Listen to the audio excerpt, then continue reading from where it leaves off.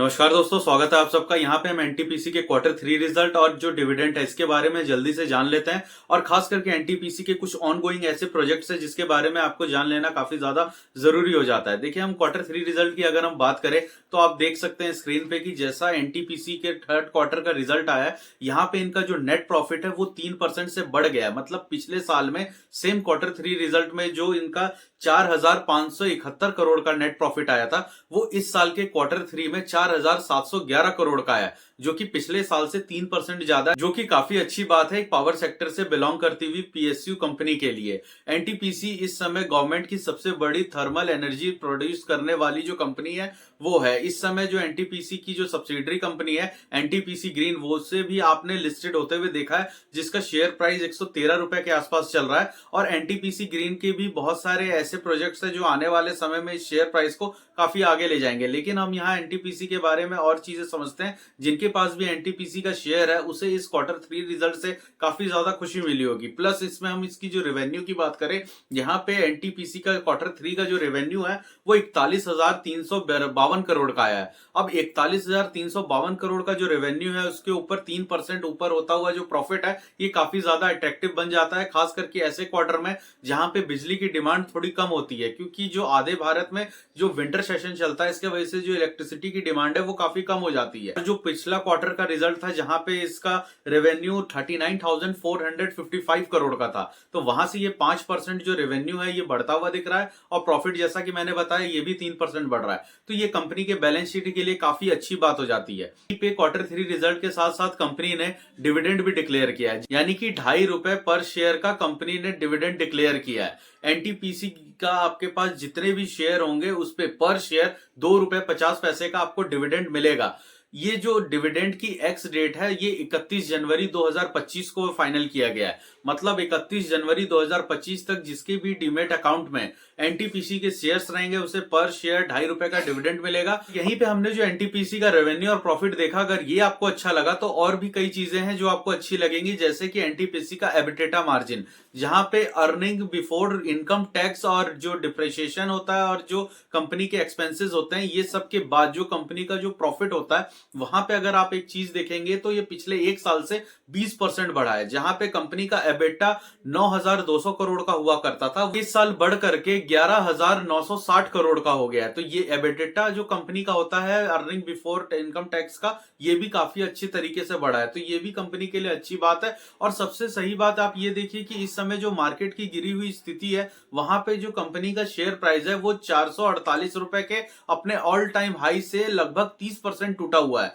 और 30% के डिस्काउंट के बाद ये इस समय 323 रुपए पे ट्रेड कर रहा है, जो कि काफी ज्यादा अट्रैक्टिव बन जाता है, क्योंकि इसका जो पी वैल्यूएशन है वो 14 का चल रहा है। जो अपने सेक्टर के, मतलब जितने पीएसयू या आप प्राइवेट कंपनियों का जो पी के साथ इसका अगर आप वैल्यूएशन देखेंगे, जहां पे ये अपने कंपटीशन वाली कंपनियां हैं, वहां पे ये काफी ज्यादा अट्रैक्टिव बन जाती है, क्योंकि इसका प्राइस टू अर्निंग रेशियो काफी कम हो जाता है। तो यहाँ पे इस लेवल पे ये एक अच्छा एक्यूमुलेट करने वाला पॉइंट बन जाता है, जहां पे एनटीपीसी का शेयर प्राइस 323 रुपए का है। हालांकि आने वाले दिनों में हम ये भी देख सकते हैं कि शेयर प्राइस में 300 के आसपास का जो एक सस्टेन लेवल है ये काफी ज्यादा अट्रैक्टिव है। लेकिन अभी कुछ दिनों में 1 फरवरी को देश का जब बजट आएगा, वहां से एक नया स्ट्रेंथ पकड़ता हुआ जरूर दिखेगा, क्योंकि गवर्नमेंट इस बार थर्मल पावर के साथ साथ जो ग्रीन और सोलर पावर है, एनटीपीसी की कुछ ऑनगोइंग प्रोजेक्ट्स के बारे में बात कर लेते हैं। खास करके इस बार का रेलवे के साथ एनटीपीसी के काफी ज्यादा एमओयू साइन हुए हैं, मतलब इतने मेमोरेंडम साइन हुए हैं जहां पे एनटीपीसी रेलवे के साथ मिलकर इलेक्ट्रिसिटी डिस्ट्रीब्यूशन का काम करेगी। और हाल ही में आपने देखा भी होगा कि आईआरएफसी के साथ मिलकर एनटीपीसी की जो सब्सिडरी कंपनी है, जो कि झारखंड विद्युत विभाग का एक इलेक्ट्रिसिटी सब्सिडरी है, वो आईआरएफसी के साथ मिलकर एक कोल माइन पे काम कर रहा है, जहां पे आईआरएफसी फंड प्रोवाइड कराने का काम करेगा और एनटीपीसी अपनी इलेक्ट्रिसिटी और बाकी के जो मैन पावर है उसे प्रोवाइड करा के कोल जो जनरेट और कोल का जो एक तरह से उत्पादन है वो करने में काम करें। देखिए, कोल उत्पादन में इसीलिए एनटीपीसी का नाम आ रहा है क्योंकि कोल इंडिया, जो कि एक बहुत ही बेहतरीन पीएसयू शेयर है, कोल के माइनिंग से रिलेट करती है, उसका और एनटीपीसी दोनों का आपस में बहुत सारे ऐसे ज्वाइंट वेंचर है जिसके वजह से एनटीपीसी एक अच्छा बिड लगा के कोल इंडिया से 2-4 साल 5 साल तक का एक मेमोरेंडम साइन करता है, जिसके वजह से एनटीपीसी को कोल इंडिया के थ्रू बहुत सारा कोल मिलता है जिससे वो इलेक्ट्रिसिटी जनरेट कर पाता है और अपने थर्मल पावर प्लांट चला पाता है एक रीजनेबल रेट पे। कोल इंडिया से उनके एग्रीमेंट होते हैं। इस तरीके से हम देख सकते हैं कि एनटीपीसी जिस तरीके से रेलवे के साथ कोऑर्डिनेट करके चल रही है, वैसे ही अदर पीएसयू कंपनियां जैसे कि कोल इंडिया है वो कोल माइंस में काम कर रही है।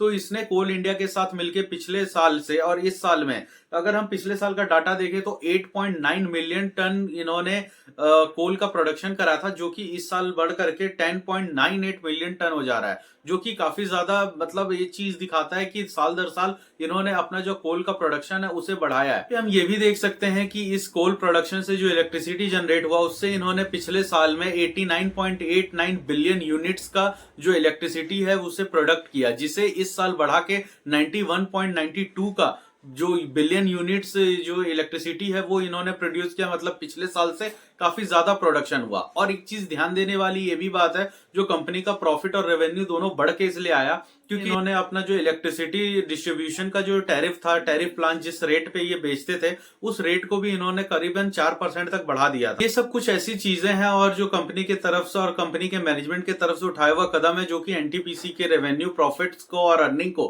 काफी ज्यादा बेहतरीन बना दे रहा है। इस समय में हम ये भी देखेंगे कि बीपीसीएल जिस तरीके से आंध्र के अमरावती जिले में अपना एक नया रिफाइनरी लगाने जा रहा है, वहां पे भी इसने एनटीपीसी के साथ ही अपना एक नया जॉइंट वेंचर किया है, जहां पे ये जो पूरा प्रोजेक्ट 95,000 करोड़ का एक नया रिफाइनरी सेट करने में बीपीसीएल को लगेगा। वहां यूज होने वाली जितनी भी इलेक्ट्रिसिटी है वो सब कुछ एनटीपीसी के ही थ्रू होगी। तो एक पीएसयू कंपनी के साथ मिलके काफी अच्छा मर्जर कर रही है, जिससे होने वाले जो बेनिफिट्स हैं वो आने वाले टाइम में पावर सेक्टर में एनटीपीसी में देखने मिलेंगे।